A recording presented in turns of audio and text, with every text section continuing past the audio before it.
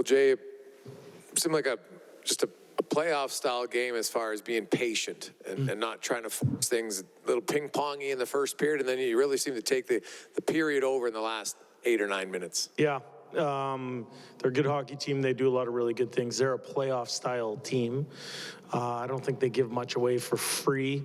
You got to earn every square inch of the ice with the Dallas Stars. And I thought we were patient and we showed a level of endurance. So there was some patience and some endurance to that game. And in the end, we did more good things than not and found a way to walk out of here with 2 points. You talked about the one thing you want from your team is just to not give away or make that one big error, and really didn't do that tonight. There wasn't can't recall one that really stood out. I'm sure maybe as a coach you might be a little bit more. Yeah, I mean, there's a few plays here and there. We're not perfect, but I thought when called upon, Stuart Skinner was excellent.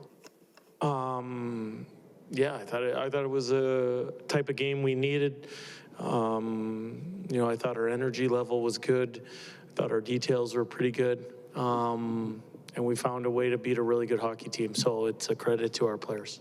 Mattias Janmark was kind of hard on himself. He said he kind of didn't feel he played great tonight, but he ended up with a couple of goals. Yeah. Your thoughts on, if you agree with his assessment of his play, but what it's like to get goals from that part of the lineup? Yeah, I think it's good. I think it's, you know, it speaks to the type of team that we're trying to become. You know, I don't know, what is he at now, 8? Yeah, so he's 2 away from double digits. There'll be another double-digit scorer for us. I think that's when you can have that depth on offense. I think it makes for a tough matchup for other teams. I felt safe with him on the ice tonight. I thought he did some good things. I thought Bukestad played well too. And you know, for Janmark, you know, he played important minutes on the penalty kill. That's a red-hot power play. That team we just played, I think in the previous 9 games, was averaging 5 goals for a game. And we won 4-1. To me, it just sticks with that template that we keep talking about here. I think we're 20 wins now, 2 losses and 3 shootout or overtime losses since Christmas when we give up 3 or less. Janmark, I imagine there were some tough conversations with him earlier. He signed to be here and ended up having to start in the American League. Seems like he kind of bided his time, but maybe just an example of a guy that needed to chew on it a bit but stick with it. Yeah. You know, he came in a difficult situation in that there was, you know, 4 players at a certain price point for 3 spots on the team. And that had nothing to do with what he could contribute or what type of player he was. There were salary cap implications. If you remember the opening night lineup, we dressed 11 and 6 this year. So that meant one really good hockey player was going to lose the battle in training camp. I don't think, and I think if you would ask Mattias, I don't think training camp went according to his plan.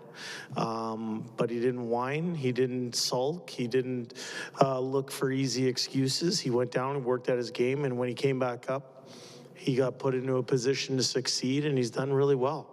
That's a credit to him. You know, not all players respond that way, but I mean, if you look at his history as a player in the National Hockey League, he is a very usable and useful player on some really good hockey teams. You know, I think he knows how to play the game. He excels in subtlety, you know, small plays that are required to win.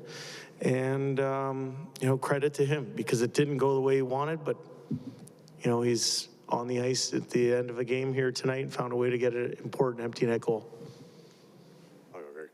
Just, you know, you're up 2-0, you're closing things out, and you know, you want to play that playoff style defensive game. When you're listening to players on the bench, are you hearing that? Has that become more of a focus now than maybe it was a couple of months ago?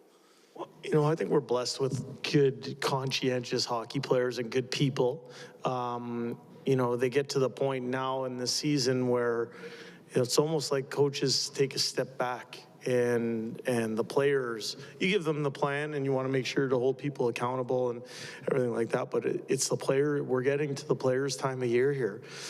So that lots of really good chatter on the bench. I thought there was a segment in the first 5 minutes of the second period where we turned some pucks over.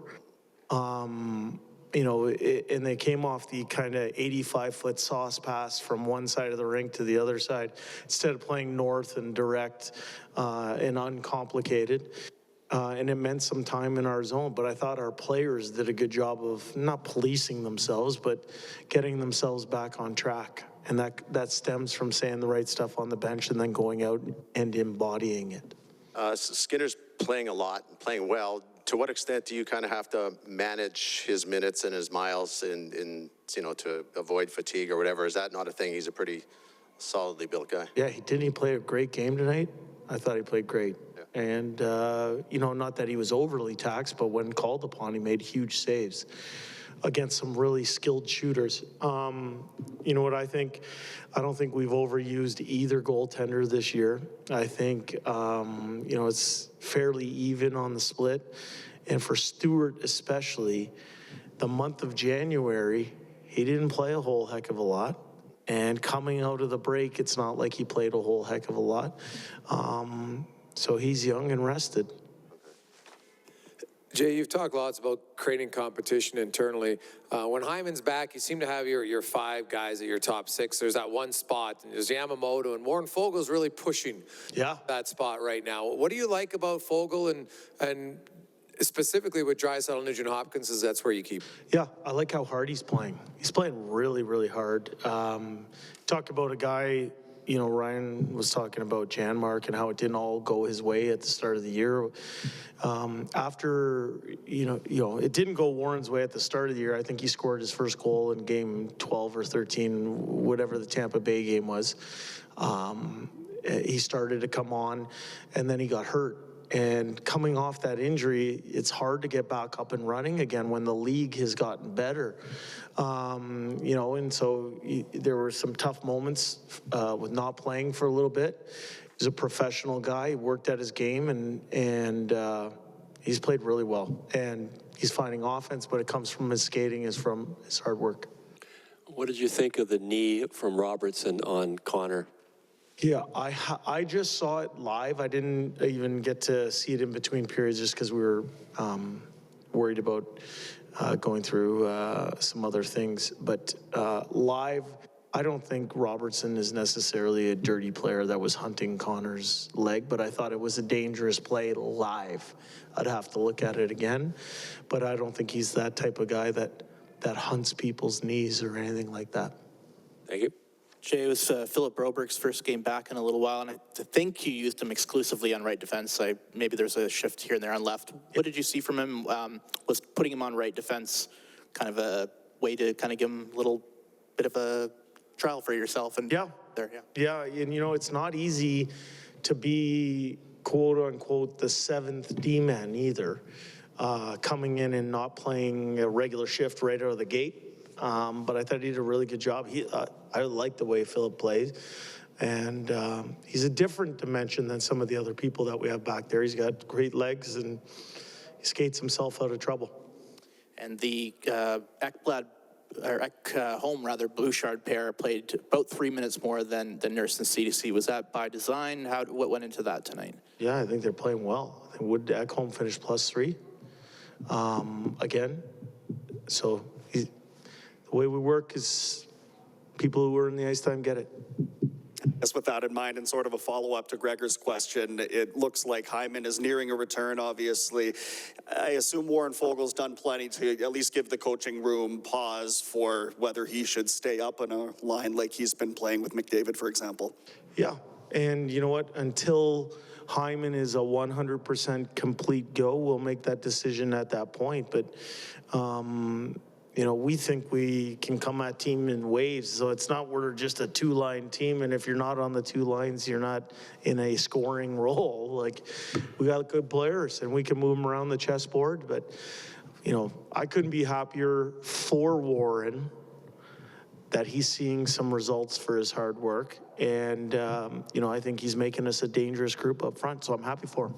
Jay, Ryan McLeod didn't skate this morning. Are you expecting him not to go on the road trip? And do you have any timeline? Is he day-to-day, week? Yeah, you know what? He's upper body, and, I don't expect him to go on the road trip day-to-day. Good.